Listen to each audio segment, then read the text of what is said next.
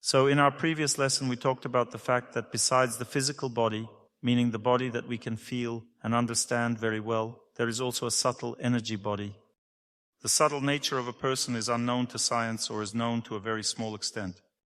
But there is ancient knowledge that points to this. We talked about the fact that we all know and feel such things very well. For example, the feeling of someone else's gaze on us. This happens, and science cannot explain it. Because when we look, no waves come from the eyes. It's a force that no instrument can detect. We said that there is a physical body and a more subtle energy body. This layer is called pranamaya, meaning the layer that is associated with the regulation of nervous and hormonal impulses in the body. It gives a person and an animal a feeling of happiness or a feeling of pain, depending on what state it is in. This force is unconscious, so animals use it but don't understand it. There is a more subtle structure of a person that regulates all course of functions. This is the manomaya layer of the mind. It means the human mind is involved in controlling all organs and systems of the body, but we misunderstand what the mind is. It's not what we think with, so we don't fully understand our mind. It's a deeper thing. It is connected to all organs. It has sense organs. This subtle energy from the sense organs extends beyond our body. And therefore our subtle nature is not limited to this body. We can connect with all the objects around us, and this happens in this way. When someone tries to take something away from us, we experience suffering. Some kind of rupture occurs. This is quite a real thing. You know that even if I'm ready to give away something that belongs to me, still, if it's taken forcibly, I experience suffering and can't do anything about it because this object is permeated with my subtle energy. A rupture occurs. It's as if I identify myself with this object. For example, if a driver is driving a car and crashes into someone, and if he loves his car very much, he permeates it with his energy. When the driver crashes into someone, he jumps out of the car and shouts, "Why did you hit me?" He doesn't shout, "You hit my car." He shouts, "You hit me." It means he feels as if he was hit. He suffers from this. Thus, the body and mind are in contact with surrounding objects through the senses, and our subtle energy body has a very close connection with the surrounding world. We haven't thought about this before, so we can surround ourselves with different objects, collect a lot of things around us, and then, when something unpleasant happens, for example, we are robbed, we may have a heart attack. We cannot control our state because the subtle energy associated with these objects begins to disturb us. This becomes clear if you approach and take someone's wallet. Immediately something twitches in the heart, it becomes heavy inside, although in principle you think, well, let him take it. You can even mentally give it away, but something inside resists. This is a connection. Our connection remains. Therefore, we need to be very careful not to increase unnecessary connections with objects. This happens when we think about some objects, make plans, think about what we need to do tomorrow, the day after tomorrow. We think about something, and that's how diseases are born. If this is not clear, raise your hand, because thoughts are material. They have a subtle material nature, and therefore remembering a person once, we instantly contact them, although neither we nor they are aware of it.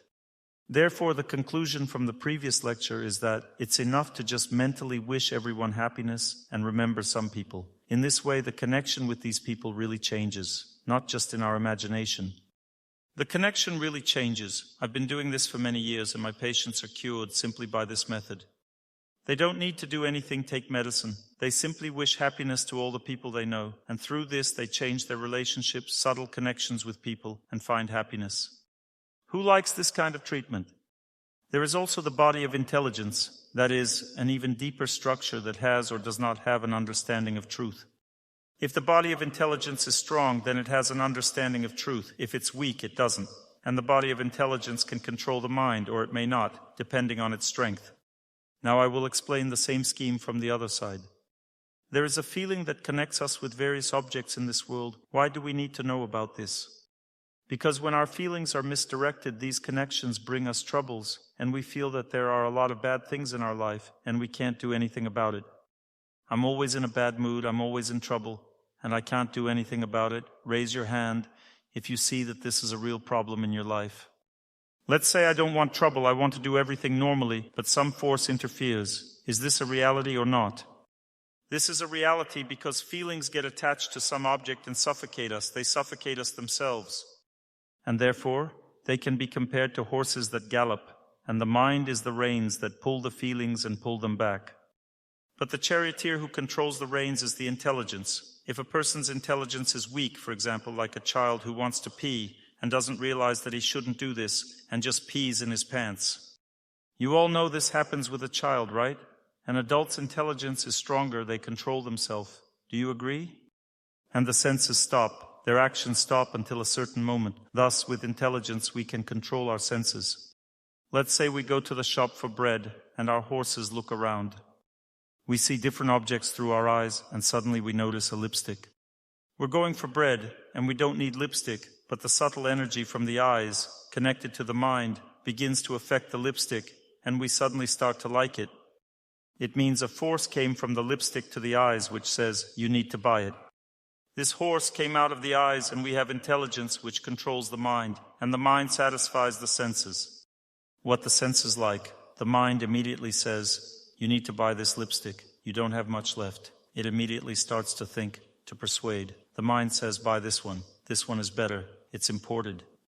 But when she comes closer, looks at the price, and immediately there's an unpleasant feeling inside. Even she can feel heartache. Although she was actually going for bread, the lipstick has nothing to do with it at all. And what should such a person do? She needs to activate her intelligence and remember that she is actually going for bread. I'm just giving you a scheme now. It's not that this happens specifically when we go for bread. This happens always in our life. Intelligence can control the situation, or it may not control it. And thus an illness occurs. This may not be clear to you yet, but we will be exploring this issue in more depth and detail. Diseases arise because we become attached to certain actions, certain behaviors, to some attitude towards people that is not correct. We attach our feelings to the wrong things. And then we can't do anything about it because a habit develops.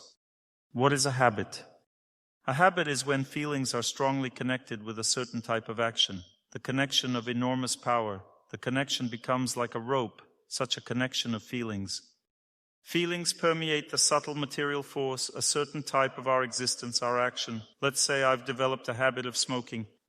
Why does a person smoke? Do you know? Who can tell me why a person smokes at all? Not a single doctor has told you about this. Who smokes? Raise your hands. Everyone is silent like spies. Nobody smokes. It's a bad habit. What caused it? From emotional weakness. Correct. From what kind of weakness did it arise? Why does a person smoke? Who knows? There are many reasons. No, there's only one reason. Too lazy to think. No. Doesn't know how to relax. Correct. He already knows. A person doesn't know how to relax. Smoking nicotine affects the nervous tissues. It slows them down because it's a substance that's connected with nerves. We have it in our body, and it's connected to nervous tissues. And when a person smokes, this nicotine blocks nerve activity. A person slows down and enters a dull state of inhibition. One can't relieve tension in the usual way. And how can one relieve tension? Do you know what tension is? What causes tension? From fatigue. And what causes fatigue? From stress. And what causes stress? Tension arises from some connection with an unnecessary object, an object we don't need.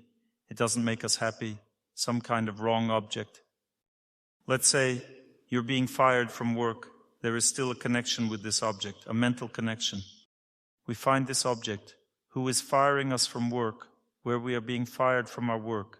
We find it with our mind, we fixate on it, on this position, and constantly think about it. Tension arises. What is tension? It's when the reins of the mind are taut, constant tension sets in, and the horse keeps pulling in one direction. I'm explaining it to you schematically. And the mind is constantly taut, it constantly thinks about this, and tension sets in. Tension also occurs because a person may act incorrectly. Let's say one works without love. And why does a person work without love? Why does it happen that a person works without love? He is not doing the right thing. Because there are two types of work. When a person works, there are two types. The first type is when a person works because they like to work. And the second type is when a person works when they need money. It is believed that a person should work out of love for labor, and then money will appear by itself. We'll talk more about this later. That's how everything is arranged. You can have happiness, you just need to understand how to do it. There is knowledge. I'm going to tell you how to do all this. Tension arises because we have wrong habits. If a person cannot distract themselves from these habits, relieve this tension, they take a cigarette and block the nervous impulses. What happens next? The body begins to fall apart. That is artificial rest. There is such an artificial relief of tension. What other types of artificial tension relief do you know, besides nicotine? Alcohol. Yes, alcohol, but it has a little different nature. Why does a person drink? Not to relieve tension. A person drinks because they want easy joy, joy without effort. They want to enjoy, to be happy without effort. The desire to drink has a subtle nature. Why does a person drink? They think, I'll drink now and everything will be fine. They want to get happiness without tension. We'll talk about this. What other ways are there to relieve tension? Drugs? It's all a bit from a different field. Coffee? Do you know how coffee works? Suddenly a tone appears. Coffee relieves a slightly different tension. What kind of tension? The tension of fatigue. Do you know why we get tired? Fatigue arises from dissatisfaction. When a person does something without love, fatigue occurs. If a person does everything with love, it's the opposite. Holy people who are only in a state of happiness don't even need to sleep. They can live without sleep. But we don't belong to this category. Therefore, we need to sleep. The more elevated, joyful lifestyle a person leads, the less sleep one needs. But an ordinary person needs to sleep 7-8 hours to remove fatigue. And we want to drink coffee when we are in a sleepy state. Do you know the main causes of sleepiness? What makes a person sleepy? It could be low energy. Yes. What causes low energy? Do you know? They don't know anything. What causes low energy? Low energy occurs because a person has no happiness in life. One doesn't want anything. That's why the energy is low. No joy. There's not enough joy. There's also a second reason. If a person doesn't follow the proper time, when they get up later than they should, or go to bed later than they should, when they eat at the wrong time, and when they work at the wrong time. This also causes a decrease in tone and fatigue. We will discuss all of this with you. And now I'll return to the topic that connects us with feelings. We need to understand what it is so we don't get sick. So the horses gallop towards our happiness because a person strives for happiness. This is the meaning of life. Do you agree with me? We all want some kind of happiness. We've already forgotten about it, to be honest. We just work automatically, but still, everything we do, let's say we want to build a cottage in order to live more joyfully. We want to live better somehow. We simply want happiness all the time. Do you agree with me? Who doesn't want happiness? Raise your hand. If a person doesn't want happiness, it means there is no meaning in life. There's no reason to live, which means the person will soon die. If there's no meaning in life, a person dies. This is unequivocal. Everyone wants happiness. That's why we engage in some activities to be happy, right? We work. When we have more money, we have more happiness. Not always. Most people think so. It's our nature to think this way. We feel that when we have more of everything, we have more happiness. We're going to study all of this with you now. We still have to figure out these questions. How can one be cured if the cause of the illness remains? It's impossible to be cured. Who agrees that just one wrong thought fixated on some object can take a person's life? Who agrees? Raise your hand. Who doesn't agree with this? The rest abstained. Almost every day, people come to me saying just because they can't get rid of a certain thought, that their son died, they divorced their wife, they left their job, their house burned down, an accident happened, or there was a cruel deception. A person has lost calmness in life just because of this one thought. They can't do anything about it. They say, I wouldn't think about it for 100 years, but I don't know how to do it. Who has encountered this? Why does this happen? Why can't we get rid of it? What's the problem? After all, it's simple. Just forget it. Why can't we forget? Because there is a connection. Let's say we take a cat by the tail. Some cats run forward without looking back because they don't understand. They are moving their paws but stalling in place and don't understand that there's a connection. But when they turn around and see that they're being held by the tail, they try to break this connection, to do something about it. Similarly, there are people who don't understand that there's a connection between events. They don't try to figure out why this happens, why am I suffering. They just run away from this event. And it's impossible to run away since there is a connection. It really exists. And we get stuck in one place for a year, 2, 3, 4, 5, or all our life. Now I will describe different levels of human consciousness when intelligence is more active or less active. You will understand the connection why this happens. Today's lecture is dedicated to this. Let's talk about who has more intelligence, who has less, and how it is expressed, and how it is manifested. We will immediately diagnose ourselves. Depending on how much intelligence a person has, they can quickly get rid of an illness or may not be able to get rid of it at all. Now we will determine this. The scriptures state that there are 3 levels of consciousness. These 3 levels of consciousness are related to how much we want to serve ourselves and don't want to help other people. Some people don't really want to serve themselves or other living beings. Look, when a person wants to help other people, they wish happiness to everyone. The power of happiness comes from within, and the power of happiness also returns to them from people. When a person doesn't want to wish happiness to everyone, they want something for themselves. Everyone else resists this. Everyone wants us to give, not take. If I approach someone now and try to pull something from them, a natural desire will arise to take it back. On a subtle level, it looks like this. When we want to take something, there's always resistance in the environment surrounding us. This resistance creates a feeling of misunderstanding in our consciousness. When we want to enjoy ourselves this way, take everything for ourselves, our intelligence becomes polluted. It becomes covered by the power of impurity. Let me give an example. What is love? Love should imply something selfless. When a person simply wants to take the person they love for themselves, they don't care about anything, just to marry her or get married to him. If we love someone, it's assumed that we should treat them well and do everything we can to make them feel good. But when we want to take them for ourselves, love takes on a selfish tinge, as if we are trying to acquire them. People don't understand that we love them. If love is selfless, what difference does it make, whether they love us or not? We want to take them for ourselves. And if suddenly they go to someone else, we develop hatred towards this person. Our intelligence becomes covered with impurity, because anger and hatred, it's all impurity. Do you understand that this is impurity? Who doesn't understand that this is impurity? A person becomes dull in this state. You can't prove anything to them. For example, when a small child gets A's from a teacher, he says, "This lady is good." When he gets an F once, he says, "This is a bad lady." She was always good, but suddenly became bad. How did the person change so quickly?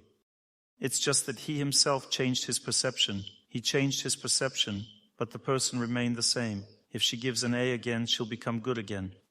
Our vision of another person becomes polluted when we fall into anger. We perceive them differently. We see only the bad and don't see the good. Negative emotions stemming from our desire to get something from other people create a covering over our consciousness.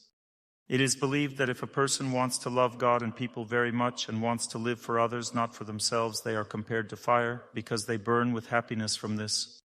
The last layer is called Ananda Maya, the layer of happiness. This is the power that permeates our entire body with health and self-regulation. It permeates us with a state of happiness and self-consciousness. When we focus on serving, giving happiness to everyone, we feel happiness ourselves. And what do we feel when we don't give but take from other people? We feel what they give us. And what do they give us? They give us resistance. What does a person who wants to grab for themselves feel? They only feel suffering. They feel how hard it is to live. They can't manage to earn more than they earn. They can't manage to do more for themselves. It's very difficult for them. When you don't engage in this, your life becomes easier. And when you do something for others with joy, a person becomes permeated with a state of happiness. Because happiness comes from inside. And therefore a person who lives for God, which means serving God and helping other people, shines like a flame coming from within. They become a flame of happiness, a happy flame. Such people shine. You know, saints have their faces covered with a glow called a halo. This means that a person shines this power of happiness. What does shine mean? It means that the power of happiness emanates from them. Such people are compared to fire, and when they have some selfish desires, this fire becomes covered with smoke. It's not so difficult for such a person. All they need to do is slightly change their perspective on things, and immediately the fire becomes pure, without smoke. Now we will talk about the fact that there are 3 types of sick people. Some live for others and they are very easy to treat. I know that they are very easy to treat. A person who lives for others does it not out of selfish motives, but simply out of a desire to bring some joy to another person. It's not difficult to treat such a person because they are like a fire covered with smoke, and illness arises because of their wrong actions. It is also believed that people in general are intelligent living beings, and their consciousness is like fire. Because those who are born as humans, and we can be born in any animal body or like a tree because the soul has such a subtle nature. These are not my words, that's what the scriptures say. The soul has a spiritual nature depending on its desires, and depending on its desires it receives different bodies. You understand? For example, a person doesn't want to do anything. The human body is not designed for doing nothing, but a tree's body is designed for it. You can stand as long as you want, or a person wants to sleep all their life. But it's impossible to sleep for a long time in the human body. Try to sleep. How long can you sleep? Can you sleep for half a year? No, but a bear can. Why was it born a bear? Because it can sleep for half a year. That means that different bodies are designed for different purposes. Let's say someone only wants to eat and nothing else, just want to eat and that's all. So they need some kind of receptors that can feel pleasure from everything and allow them to eat a lot. A pig can eat all day, and it always feels pleasure. Even if it eats slop, it experiences joy and likes it. That means that depending on our desires, what we want, we get such a body. The human body is designed for self-consciousness. The human body is like a fire covered with smoke. That means that our actions and wrong deeds are like smoke, and they give rise to diseases. An animal's body is like a mirror covered with dust. Can you look into a mirror covered with dust? You can't. An animal sees nothing. It doesn't know itself. If you show a monkey itself in a mirror, it will start throwing itself at this image, jumping and walking with its tail up. That means it doesn't understand that it sees itself. A monkey's consciousness is like a mirror densely covered with a layer of dust. When our consciousness is like a child covered with placenta in the mother's womb, and it's very difficult for a child in the mother's womb to even move, and consciousness is covered by the power of desire to live only for oneself. A tree also lives only for itself, and this desire is selfish. Thus, a tree has the desire to live only for itself. An animal has a little less of this desire, and a human has even less. And it's exactly the same with a seriously ill person. They are bound by illness. Do you know when a person is bound by illness, what is it like? You know that they can't get away from it? It binds their existence. This means that their selfish desires in some sphere, not necessarily in all, but in some sphere, have just stifled their existence. They wanted for themselves, and that's why they became very defiled. They took something they shouldn't have from somewhere, and their life became very difficult. As a result, they acquired some very big and deep sicknesses.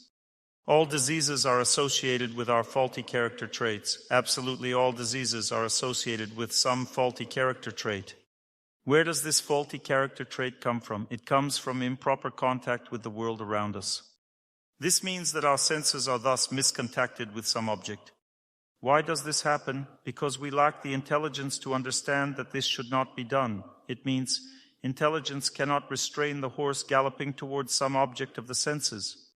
Let's say a person starts smoking, gradually gets drawn into it, and they lack the intelligence to understand that this should not be done, that it is wrong. As a result, they sink more and more into illness. If I ask you now, is smoking harmful or beneficial? Some won't say it's harmful. They won't say it's beneficial, but they won't say it's harmful either. This means that they are inclined to start smoking or are already smoking.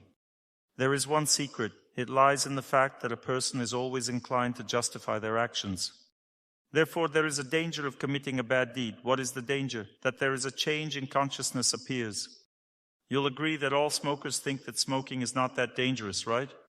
Maybe it's a little dangerous, but not too much. But those who don't smoke, they all think it's not good. Those who don't smoke, raise your hand. Who among you thinks that smoking is good? Raise your hand.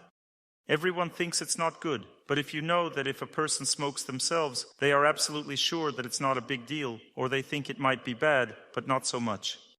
But if a person believes that smoking is very bad and still smokes, it means they will quit soon. They will force themselves to quit after all. You'll agree. You should understand why we are talking about this topic, because there is a reason to be in such a state. What is the reason? Who is beginning to understand why we can't control ourselves? Why do we develop habits? There are 2 points. The first point is the tendency to justify oneself. The second point is that intelligence becomes covered with mistakes. Let's take a young girl who hasn't had any bad relationships. She's very shy. She's ashamed to even communicate and even just look at men. It's a natural state. She clearly understands how she should interact with the opposite sex. She has some idea of what her husband should be like. You all know this exists. But when things don't go as they should, the ideals change. The person starts to think completely differently. She loses this feeling that it's bad, shyness is lost, the sense of danger is lost. Why does this happen? Because an action changes a person's consciousness. We haven't thought about this. Have any of you thought about the fact that an action changes consciousness? We always think that we will always have the same consciousness. No matter how we act, no matter what we do, everything will be fine. But it turns out that an action changes consciousness. You see, I gave you examples. A person had one consciousness, then it became different. This means that a person gradually changes as a result of certain actions. Therefore, we must clearly know what we can do and what we cannot do. If we don't know this, we immediately fall into the net of suffering. Why does an action change a person? How does this happen? A person's feelings become attached to some action, an undesirable act. And what happens next? A force from this action goes through the feelings into the mind, either good or bad. And this force either befouls and pollutes us, or it gives us purity and cleanses us, one of the two. And this directly affects intelligence. Even a person's intelligence changes when they perform certain actions. A simple example. Why was a wife sometimes taken by force in ancient times? Do you know why they did this? Because they knew that capture gradually changes a person. And if a woman didn't want to get married, stomped her feet, clenched her fists and cried, and then she was forced to start living with this man, because that's how the circumstances turned out, and she was threatened. And gradually she changed her views. After 5-6 years, she already hates her homeland from where she was taken hostage. Her consciousness changes. She already thinks badly about her country. She says, I was a fool to be born there. Consciousness changes depending on the way of life. Therefore, it's very dangerous not to understand what can be done and what cannot be done. If a person succumbed to provocation and participated in a robbery, they are greatly befouled by this act. They think, well, it's not a big deal to steal. None of our people got caught. Their consciousness has changed. They were afraid of this before. They didn't cut anyone himself. They just watched. But the line with this act has been blurred. They don't see it as a big danger anymore. Why did this happen? Because consciousness was covered with sin. A bad deed. That's why the concept of sin exists. What does it mean? This action leads to problems. You should know that a person's bad fate is always associated with bad actions they had in the past. How can we prove that a person lives more than one life? How can we prove it? A very simple proof. Why is a child born disabled? They committed bad deeds in a past life and are born disabled. It's all very simple and logical. And I can even see the character traits of this person that led to this. It's clearly there. We will analyze all this. Every day, I will discuss with you several diseases through which you will see which character traits give rise to which disease. There are 3 types of disease depth, depending on 3 types of befoulment. It happens that a person doesn't act very badly and makes some not very big mistakes in life. Then they experience some fleeting illnesses, small ones. For example, a person overeats a little every day, then after some time intoxications occur in the body, they stop overeating and it all goes away. So it's like a fire covered with smoke. The second option, when a person commits some actions that are more dangerous to their health but correctable, they do something at the wrong time and they already have stronger but correctable changes in the body, because dust can still be wiped off the mirror. But a person loses orientation, they say, I'm a night owl, that's why I go to bed late. If you ask anyone who considers themselves a night owl, they all experience a feeling of lethargy, fatigue, a feeling of heaviness in the head, most often either low or high blood pressure. Such people are always in a mild depression. And those who go to bed late and wake up late are always in this state. This is due to a lack of understanding of when to go to bed and get up. That means that misunderstanding of time creates more serious problems than a misunderstanding of quantity. Quantity means, for example, sometimes you overeat, it's not so bad. But when you don't understand time, when to do what, then big problems arise. This is compared to a mirror covered with dust. A person's consciousness becomes polluted. They think it's normal to wake up late and go to bed late. This is normal. But why do you feel heaviness? It's just my constitution. I'm a Cancer or a crab by nature, and that's why I feel lethargic. It's not because I wake up late and go to bed late. That's just how I'm built. I'm just a night owl, that's why my eyes are square and I think worse. All owls think at night only, and during the day they sleep. It means a person identifies themselves with an owl, although they are actually a human. This is due to wrong actions that lead to incorrect formation of ideas. It's dangerous to do the wrong thing. Once you go to bed at the wrong time, and it starts, gradually everything changes a person's consciousness. And the third point, the most dangerous point. This point is associated with serious problems. There are serious dangers in life, and these dangers are related to the safety of living beings on the earth, to my own safety or the safety of other living beings. Let's say when a person violates this principle of life, freedom, and the possibility to live. If they violate this principle, take someone's life, or contribute to that taking of life, diseases come that are almost impossible to get rid of if nothing is changed. Diseases that belong to this category. What happens when a person starts using drugs? They become uncontrollable, and this is dangerous. Their consciousness becomes constrained. They may stab someone at this time or may rape someone. They don't belong to themselves. It's like they are going dumb. When a person uses drugs, their health deteriorates so much that it's very difficult to save them. It's very difficult to cure. Not just because they use drugs, but because of what happens in the body. Very strong changes occur in the body. I know one person who stopped using drugs. For 20 years, he led a very healthy lifestyle. Despite this, 20 years later, he developed liver cirrhosis just because he used drugs 20 years ago. As a result, he died at the age of 45. Imagine what power caught up with him after 20 years. Next, abortions belong to this type of diseases. What is an abortion? This is when a person kills the life of another living being. That means that the soul enters the ovum and conception occurs. The soul begins to develop, it wants to live, it uses this body to realize some of its plans. It develops this body, and the mother thinks that this is a part and a piece of her body. But this piece doesn't ask her. It develops on its own. It doesn't ask when to grow, what to eat. It simply demands without asking. And at the time of birth, it doesn't ask, it's just born. This happens by its will. When the child has fully developed, they make it so that they are born. The mother's functions change, her uterus begins to contract, and the child comes out.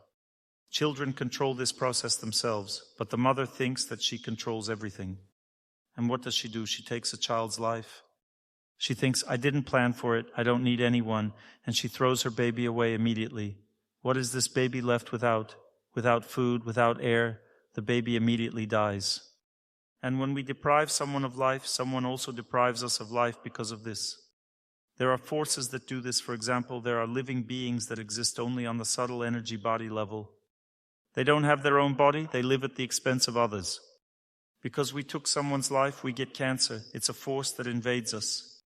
Women also get such diseases like malignant tumors of the uterus or others. This is directly related to reproductive activity. You know that malignant tumor is a very common disease among women. There's even terrible statistics on what percentage of women die from this. Have you thought about why this happens? Has anyone thought about it or not? Because 80 million abortions are performed per year on Earth, 80 million children are killed on Earth.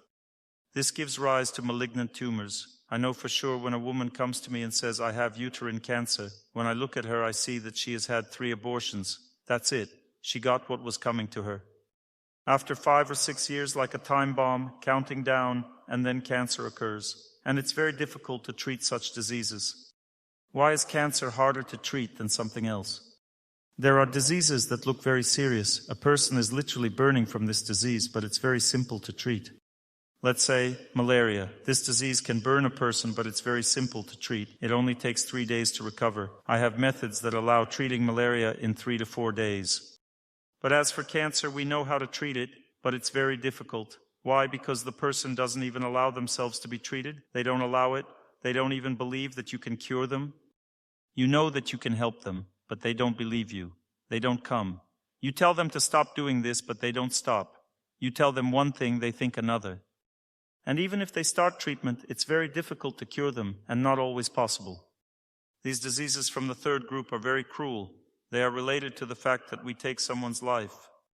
Does this happen often, that we deprive someone of life or contribute to it? Is it often? We do this every day. And how do we do it? That's right, we eat meat.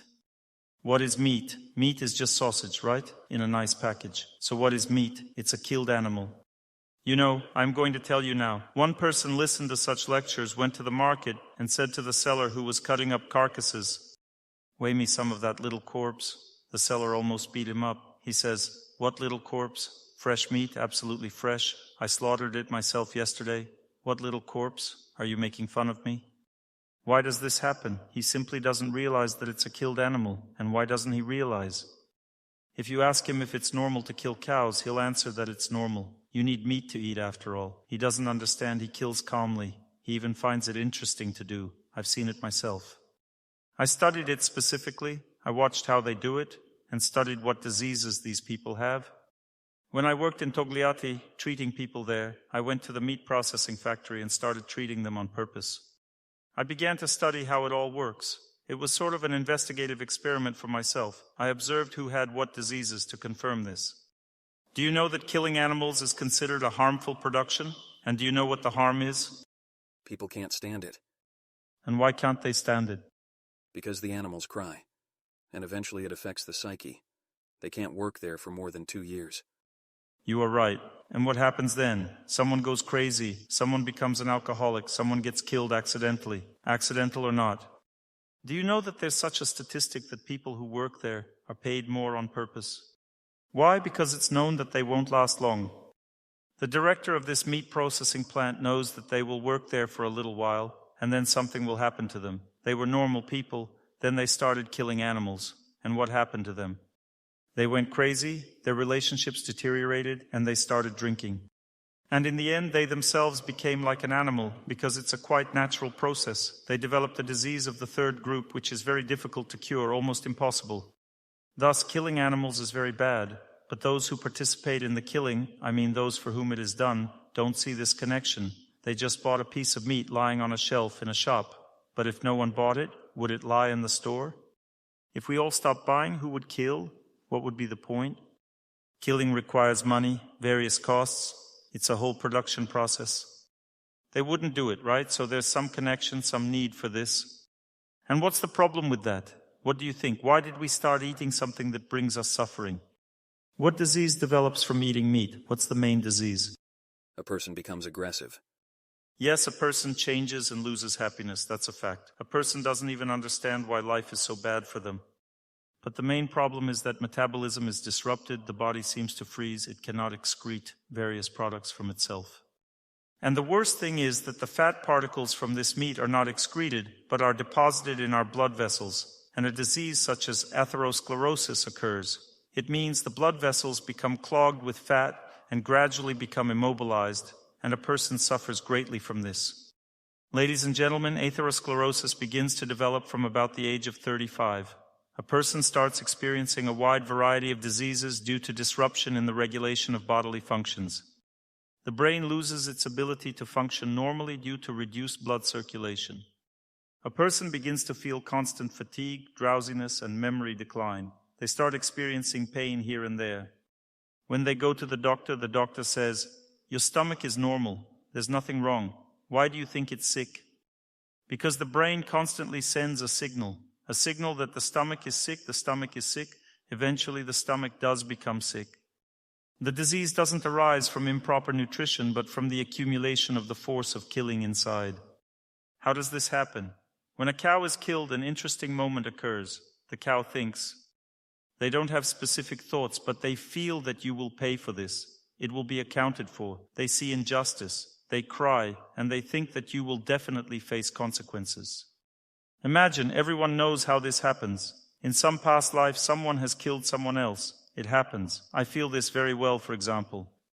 If someone came up to me now and started stabbing me with a knife, the first thought that would cross my mind is that it's not fair. Why are you trying to kill me? I haven't done anything bad to you. You're taking away my life, the most precious thing I have. And what feeling do I have at this moment? Injustice, a feeling of complete lawlessness. And my eyes bulge out of their sockets from indignation. Do you know why people suffer when they're being cut? Because of the injustice that's happening. They suffer greatly because of this. But there is no such thing as injustice. Those people who were stabbed like this did it to someone in a past life. There is no injustice. A person is always overtaken by their bad karma. It's almost the same with all animals. But the problem is that the one who does this, even if they have never done it before, will receive the same in return. We have the freedom to choose whether to act this way or not. We can choose not to do it, or we can choose to do it. We can take such a job, or we can choose not to. We can buy dairy products, or we can buy meat products. The result will be different. Because meat is imbued with this force on a subtle energy level, the force of suffering. You can experiment, take 2 pieces of meat and put them in front of me. I can always tell you accurately whether the cow died of natural causes or was killed. One who eats the meat of a cow that died of natural causes is eating carrion. What happens? They develop a grave-like consciousness. Do you know what happens? Their consciousness becomes such that this person starts to communicate with the other world. Their eyes are growing dim, and so on. If a person eats a cow that was killed, their body becomes imbued with suffering. They acquire the force of suffering within themselves. They receive the power of suffering. If you ask, why do we suffer? It's because we participate in this. There are things that cause this third group of diseases which are very difficult to treat. And if I were to ask you now, 90% of you feel that life is a very difficult thing. This is the disease. The disease is that we make our life difficult in this way. Those who stop eating meat, all these people without exception, all of them suddenly at some point feel that life has become easier for them after a couple of weeks. I'm telling you for sure, I did it myself in an instant. Some sort of burden is removed. Gradually it becomes easier. Who has felt this? Raise your hand. Who has stopped eating meat and felt this? I felt it. I don't eat meat, but I feel unwell. I eat fish. Fish isn't meat, right? Fish aren't killed, they're just put to sleep. The fish swims and suddenly falls asleep. This one fell asleep, but that one didn't. This one hasn't fallen asleep yet. Wait, it will fall asleep now. Hold on, it will fall asleep soon. You know, when they sell live fish, you say, it's moving, I won't take it, it's moving. How will I fry it? Will it be jumping in the frying pan? They say, don't worry, you'll take it, and in half an hour it will fall asleep, and it won't jump anymore. It will just fall asleep. So they don't kill fish, right? Does it just fall asleep? Do you agree with me? But how do we get protein then? Am I guilty of something or not? How to live without animal proteins? You see, I've become guilty. Do you know why? Because I'm saying something that someone doesn't like. And why don't they like it? Remember, at the very beginning we talked about when a person commits certain actions, there's a tendency to justify oneself. And what about the festivals described in the scriptures? Sacrifices. We'll talk about this later. All of this exists, and we'll discuss how it's possible. We will talk. Sooner or later, we will definitely return to this topic. In fact, everything has an explanation. There are scriptures that explain all of this. Even Jesus Christ explained all of this, but there was simply a need to change everything. For instance, in the Gospel, it is said that Jesus Christ spoke about not eating meat, not killing animals, that it's not necessary. That's why he came to this earth, because too many animals were being killed. And you know from the Bible that he was a shepherd. Yes, a shepherd of sheep. He tended animals, not killed them. He preached that no one should kill animals, and he was against slaughterhouses. When people worshipped demigods, they killed animals, and Jesus Christ was against idolatry. Do you know about this? He did this to prevent animal killing.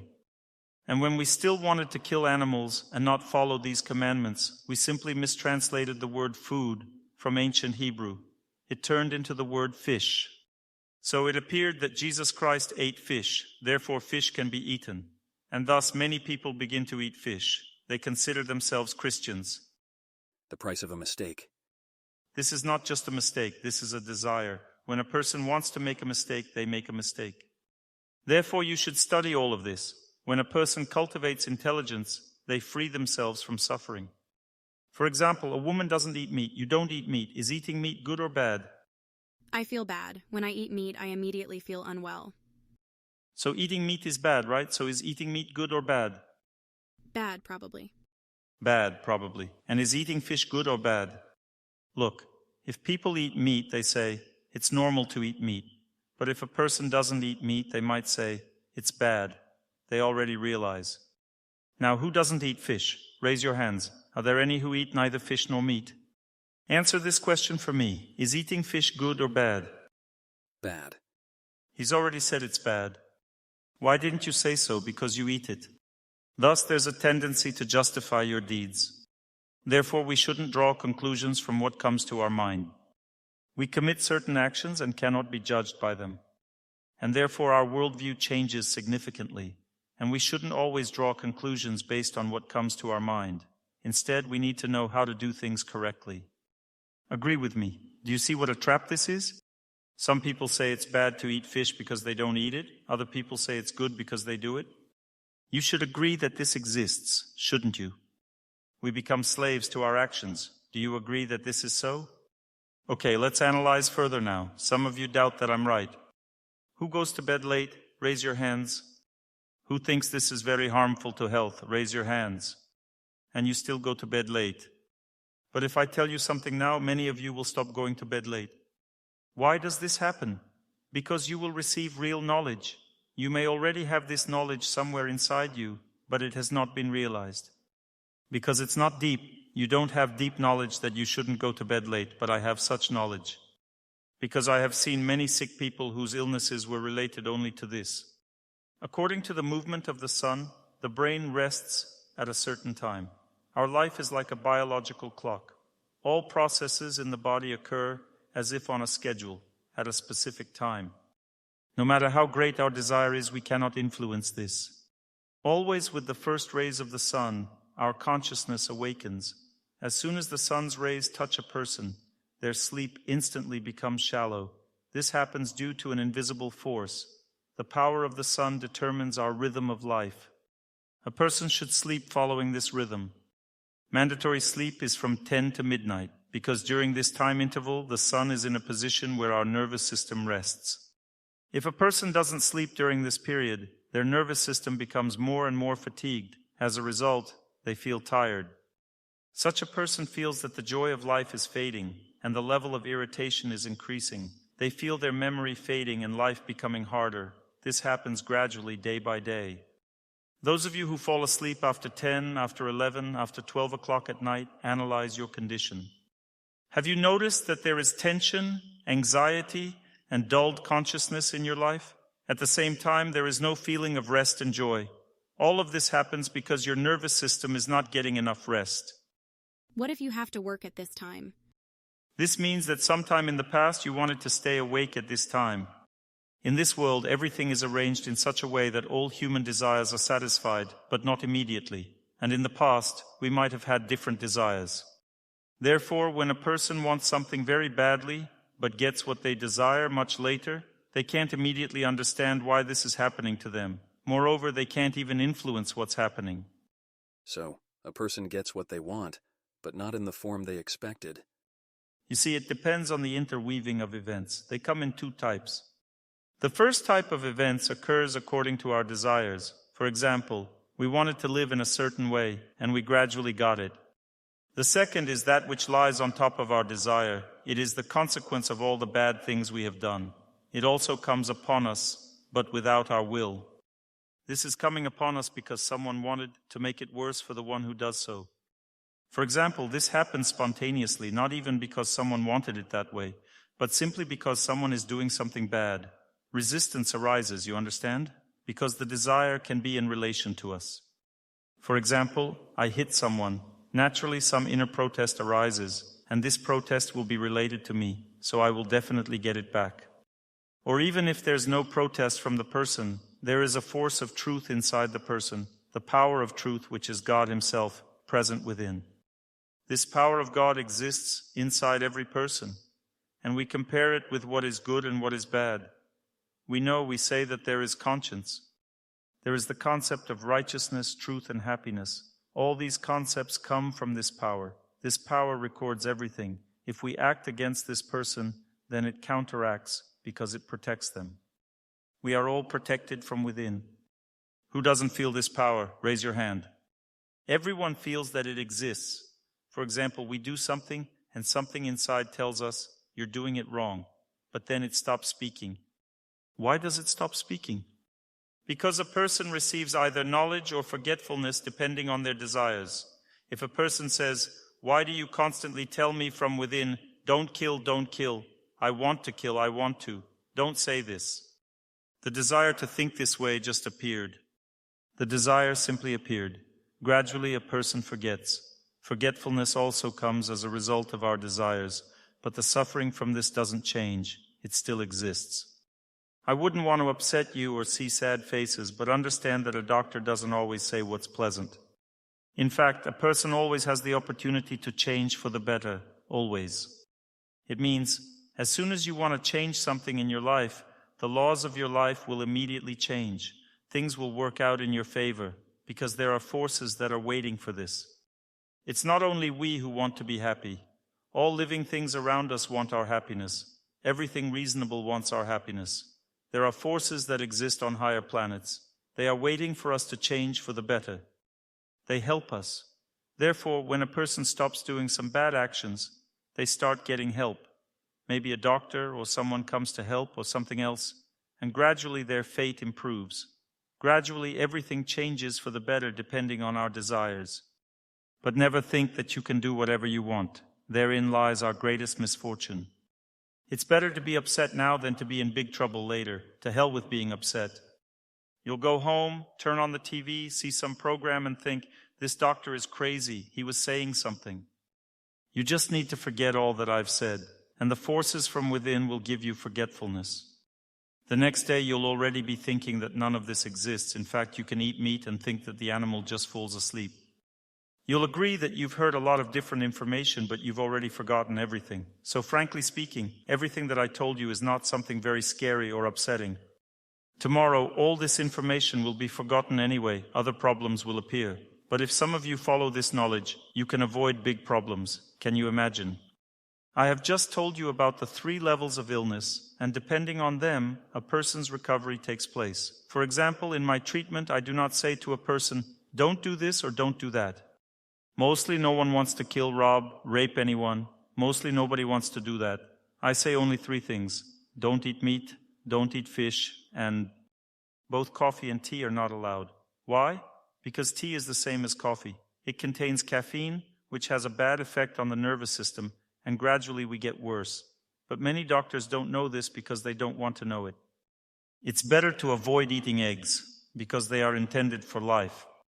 What can you eat? This is another worldview that arises to justify the killing of animals. In fact, I study this question. And actually, I just feel funny now from such foolish views. Even doctors talk about it. Imagine, everyone sincerely thinks that meat gives more calories than, say, cheese or dairy products. You know that proteins from fermented milk products are absorbed 10 times better than from meat. If you think otherwise, then please answer my question. Why then does a mother's breast produce milk for babies and not meat? Milk flows due to its remarkable life-sustaining qualities. Fermented dairy products supply us with essential proteins necessary for life. They are very rich in protein. It is far more beneficial to eat fermented dairy products than meat products. Meat products are poorly digested by the body. Meat consists of a coarse fibrous tissue that is hard to digest. The body expends a significant amount of energy to break it all down. It is digested with great difficulty. All our energy is used to digest meat, and in the end, only a small portion is actually absorbed, while most of it is excreted. There are other factors, for example, national characteristics. A person may be born into one nationality that is destined for a long life, while another nationality is destined for a short life. This is linked to the idea that, in a past life, a person deserved a long life. As a result, a person is born in the Caucasus, where people breathe less and live in the mountains. However, this doesn't mean they won't experience negative effects from eating meat.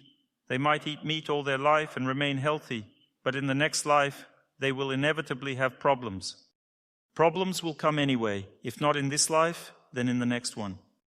Because there's a law of justice that ensures consequences for actions. If you believe it doesn't exist, you're mistaken. You are also mistaken if you think that engaging in activities that cause harm to others will not lead to problems for yourself. It means you are under an illusion.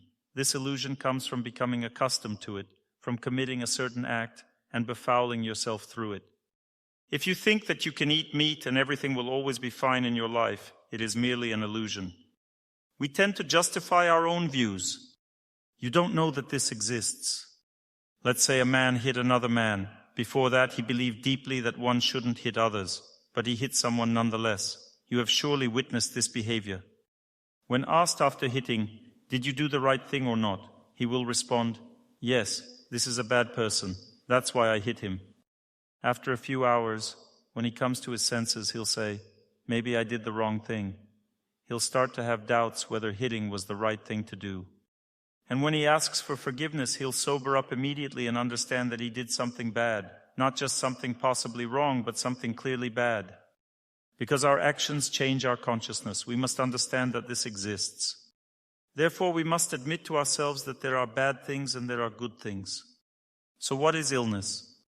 Illness resides in our mind and alters our consciousness. Illness is not in the liver or in the intestines or in the spine, it is in our head. And how does this illness manifest itself? Through a desire to argue that what shouldn't be done is actually acceptable. Let's take a person who has diabetes. He can't understand that he shouldn't take offense. This disease often stems from resentment associated with disappointment. He can't. He doesn't want to understand. He even says, one should not take offense. I know, but I can't do it. I can't not take offense. Why? Because I can't. He doesn't deeply understand that he's suffering from this. The same goes for other diseases. Now we'll look into this topic with you. I don't want to hide anything. I will always tell the truth here because I know that truth heals. I know that. Those who come here will feel immense happiness afterwards. I assure you that if you continue to attend the lectures, you will feel happier with each passing day of your life. Now I'll explain some information that doctors might not know or may not consider important. We have two hemispheres in the brain, the right and the left. The left hemisphere differs from the right. The difference is that the left hemisphere is responsible for thinking and drawing conclusions, while the right hemisphere is more involved in decision-making and willpower. The right hemisphere is associated with will, and the left hemisphere is associated with thought and emotions. There are emotions related to willpower, known as volitional emotions. When someone makes a decision firmly and emotionally, it's also linked to the right hemisphere, while the left hemisphere is associated with a person's thoughts and feelings. If a person thinks incorrectly, reacts emotionally to something in the wrong way, they get diseases on the left side of the body. And if a person makes a wrong decision and wants to do something bad, they get a disease on the right side. There's also the middle. These are our actions. It's not that you want to do something, but it's what you've already done. When a person does something wrong, they get a disease that is located in the middle of the body. Now you can determine on which side you are ill, and you'll immediately draw a conclusion about which function of your understanding of things is suffering. If the disease is on the right, it means that your will is suffering. You're going against someone else's will. You're a very assertive person, and you have certain problems. If it's on the left side, it means that your head is thinking incorrectly, your emotional state is wrong. If you feel pain in the middle of the body, if your spine hurts or stomach or bronchi, trachea, or if you cough, all this is related to our actions. On the left side, we have asymmetrical organs, the heart and pancreas. These two organs are connected only with our thoughts and emotions. They are not connected with actions at all. Therefore, when a person has negative thoughts about other people, it can lead to a heart disease. And what does the heart suffer from, especially when a person doesn't love someone? Because the heart grows bigger from love. The heart wants love and happiness. When a person goes against the happiness of others, the heart starts to hurt. Let's take, for example, a manager. The disease of directors is heart attack, left-sided stroke, when the left side of the brain is affected and the heart is affected. Why does this happen? Because managers must lead, they have to punish or encourage others. But they shouldn't think badly about any person. If they think negatively about someone, punish others, and justify their own actions, they have to do it because they are the managers. After all, someone has to punish, and they do so because they are in charge. But if they have negative thoughts about a person, what do they get? A heart attack or a stroke. Anyone who rejoiced at this fact will undoubtedly face the same consequences if they think badly about their own manager. These are the laws, and you can't change them. What does the heart suffer from? Resentment. What causes resentment? It comes from a feeling that we were not given enough of something. This person is bad because he doesn't smile at me. That shows that resentment is always tied to me and how I feel about my own needs. For example, we cannot be offended by what we have done for another person. If we make a selfless action just to make someone happy and that person somehow doesn't understand, we don't get offended. Well, here's just a foolish person who doesn't understand. We're surprised. We don't get offended. But when something is not given to us, or we do something selfish, for example, we sat down, let's say, somewhere in the kitchen in a corner, in silence, and started wishing happiness for the husband. We wished him happiness for half an hour. He comes in and starts arguing. We jump up and shout, "You're this and that, you're bad. I've been wishing you happiness for half an hour, and you don't even notice." This is a selfish action. What does wishing happiness selfishly create? It also triggers resentment. So please, if after wishing everyone happiness, you start to get even more offended and angry at everyone, it means you have an incorrect attitude. When you wish everyone happiness, your heart should be cleansed, not become proud. There are two types of people who wish happiness to everyone. One type of people are those who wish happiness to everyone, and their heart becomes proud. They say, "I'm so good, I wish happiness to everyone, therefore I'm a good person." Their heart becomes proud and they say, "And why do I, such a good person, have so little money, or something else, some other problems?" In other words, the person gets angry. A proud person starts to get angry, to get mad at the idea that their life isn't working out, even though they're good, because they do everything out of self-interest. Therefore, when we now wish happiness to everyone, this will be an ancient healing method. Do you know that this is an ancient healing method or not? You've never even heard of this, right? We've heard. This is a very ancient healing method. It's written in Ayurveda, which was recorded only 5,000 years ago. It says that this is the most effective healing method. Simply repeat, "I wish happiness to everyone." That's all. And problems are solved. Because where is our consciousness then directed? Towards serving other people. But there is another method that completely frees us from all suffering. It's when we start serving God. But to understand this, one needs to have a very pure consciousness. To begin with, you just need to learn to wish happiness to everyone. It's difficult for people to learn to serve others, let alone understand deeper truths. It's hard to learn to serve people. Even opening your mouth and saying, "I wish happiness to everyone," is very difficult, because somehow words get stuck in the throat. For some, these words don't get stuck. There are kind people who have already overcome this barrier. They want to serve others, but they don't know how yet. And there are people who don't want to. There are such people who don't want to. At the first lecture, the hall was full, but now fewer people are attending. Some don't want to wish happiness to everyone. They say, "I don't have time to listen to this nonsense. We've been chatting here for 2 hours. I have things to do. I have to work." So what causes a person to have restless thoughts, from wanting to do more in 1 second, more than what is appropriate? They become anxious and rushed.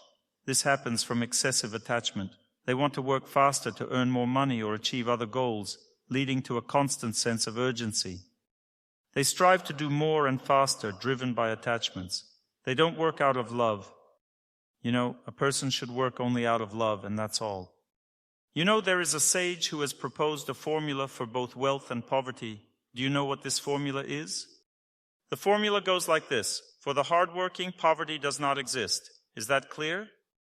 Hardworking means someone who loves to work, not someone who plows like a donkey. True industriousness means love for work. The one who loves what they do will never be poor. Does anyone know why this happens? It depends on what the goal is. What difference does the goal make? I'll explain to you now why this happens. Because when a person works with love, what they do is imbued with an amazing power, the subtle power of their love, and this is needed by everyone. If you paint a picture with love, everyone will like it. If you do something with love, everyone will like it. When you do something with love, even if you make some simple trinket with love, it will be beautiful, even if it looks ugly. Externally, it may not be beautiful, but inside you will feel some joy from it. Everything that a person does with love is valued. Everything that a person does without love is not valued. Therefore, there is such a formula. For the hardworking, poverty does not exist. Why? Because such a person becomes valuable. Everyone needs them. Not those who like to be overworked and work joylessly.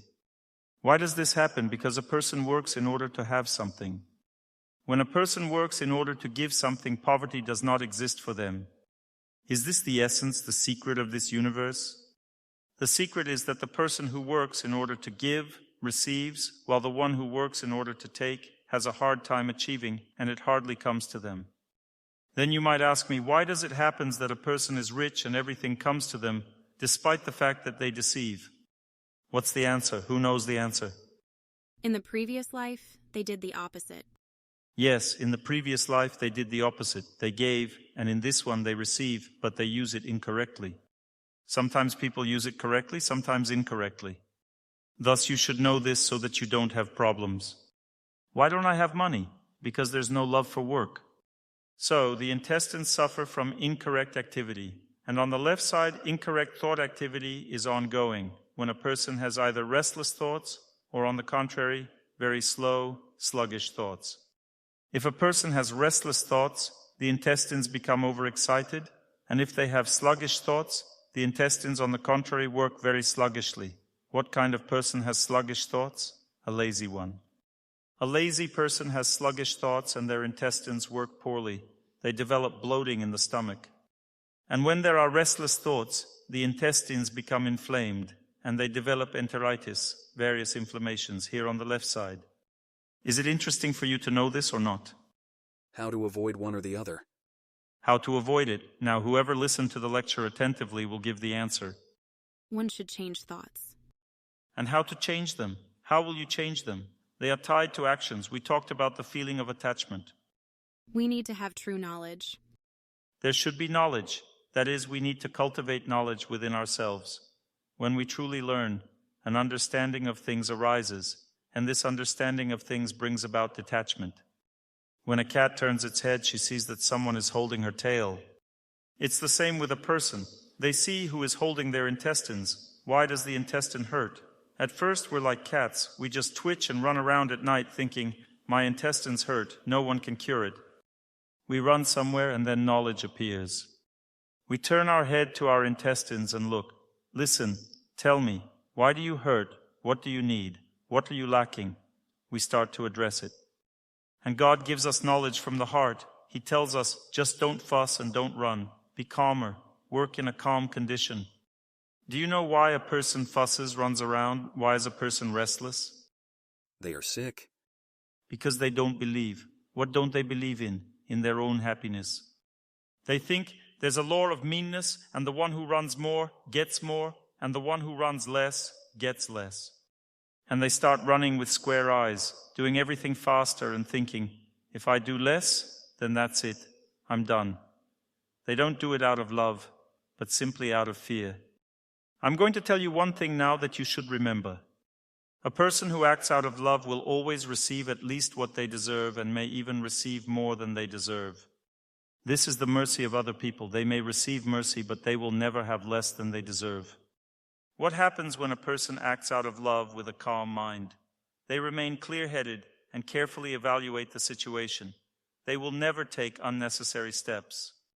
A person who is anxious does many foolish things. That's why there are concepts like activity in pure goodness, activity in passion, and activity in degradation. Activity in the mode of pure goodness means acting based on knowledge and understanding. For example, a person first learns whether eating meat is permissible or not, and only then makes a decision about whether to eat it. This is activity in pure goodness, intended for those people who are intelligent beings, who make decisions based on knowledge and understanding. What characterizes activity in passion? A person does only what they like. They like eating meat because they enjoy it, so they eat it without thinking about it. Then they suffer from the consequences. What characterizes activity in degradation? A person wants to do something bad. What's the result? Suffering ensues and there's no happiness. Those who act in passion first get pleasure, then suffering.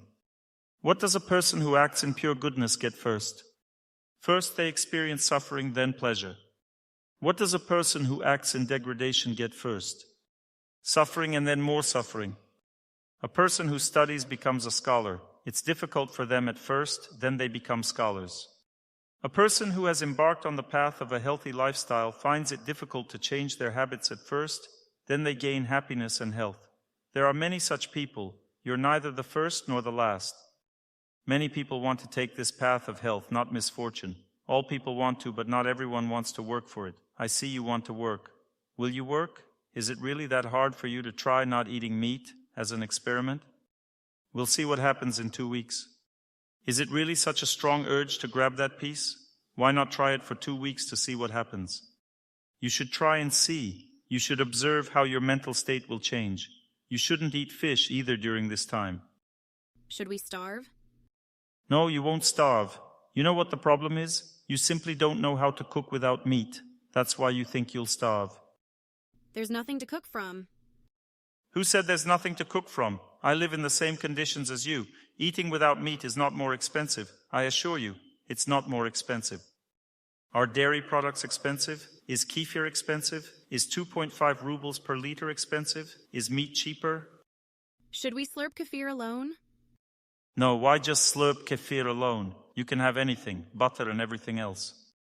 Do you know that you can cook deliciously without using meat? You don't even believe in this, you simply don't believe. I'm telling you, I eat much more deliciously than all of you combined with meat. I cook with ordinary products. I'll bring you bread without eggs for the next lecture. You'll swallow it along with your fingers. A person who doesn't eat meat has an uncontaminated consciousness. They have knowledge. They feel what's right. Their taste is very developed. They can sense which spices to use.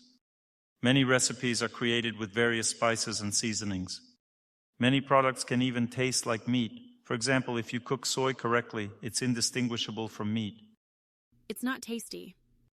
It's not tasty because you're not cooking it correctly. You don't know how to cook it.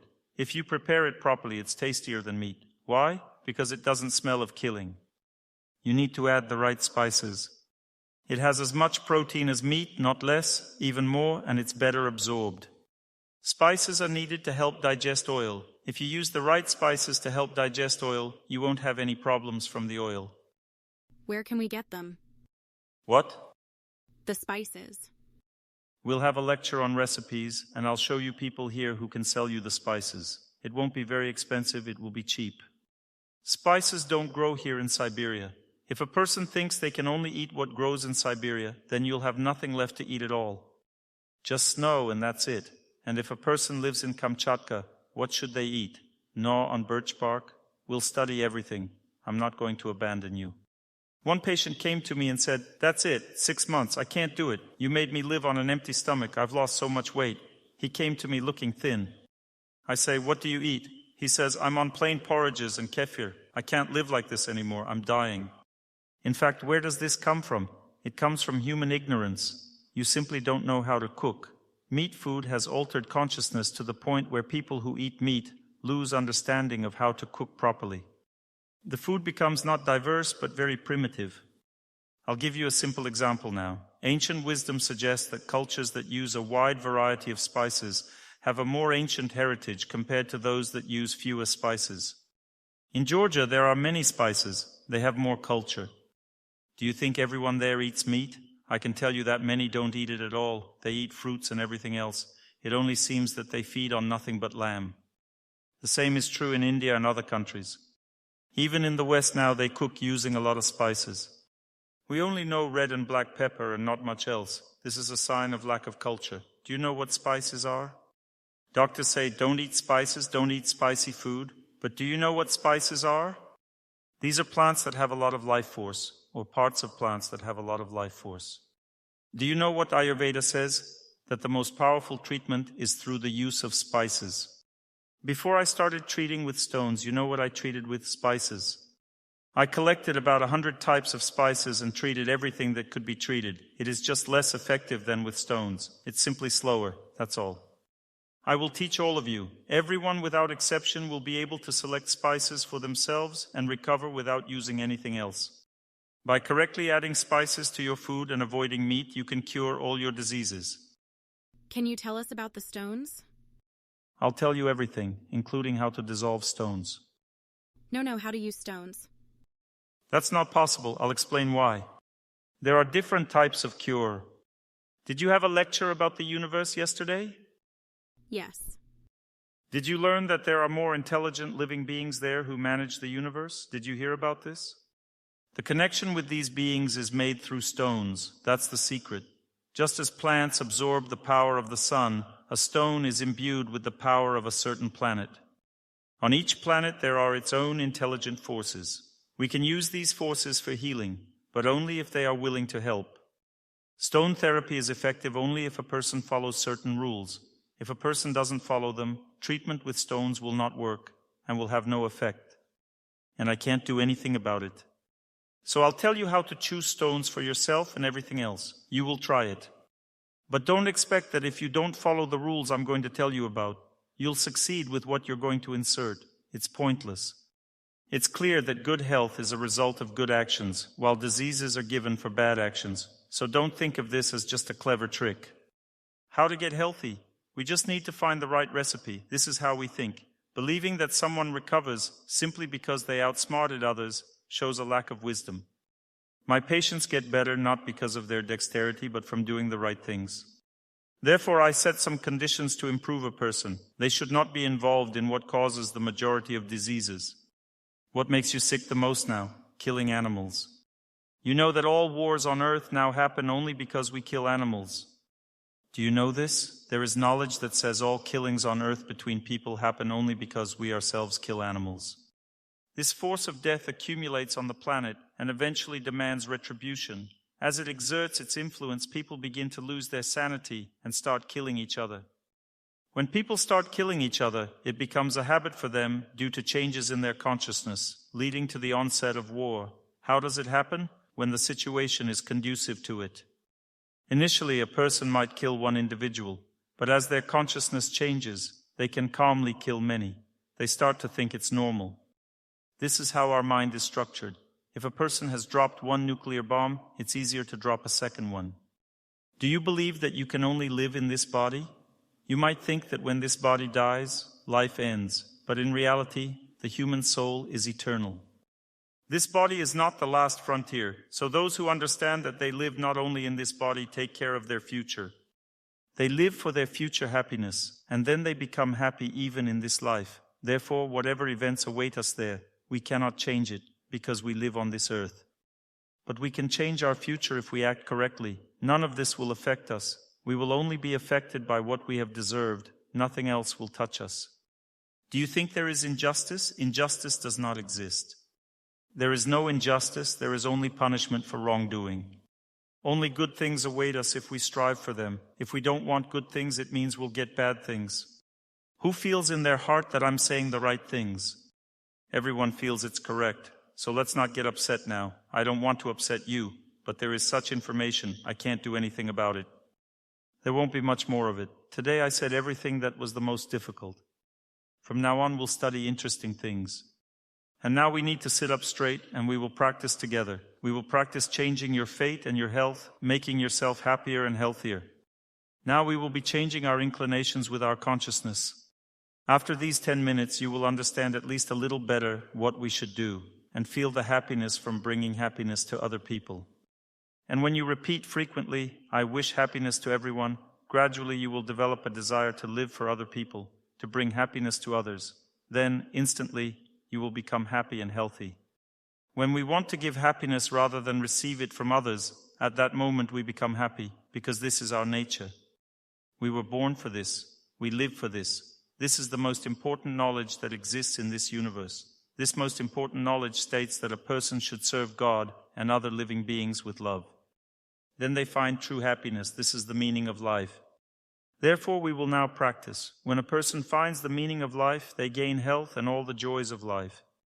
To learn more on the subject of health and healing of the body, please make sure to read my health guide, available for download on my YouTube channel or on my Instagram page. Thank you very much, and see you soon.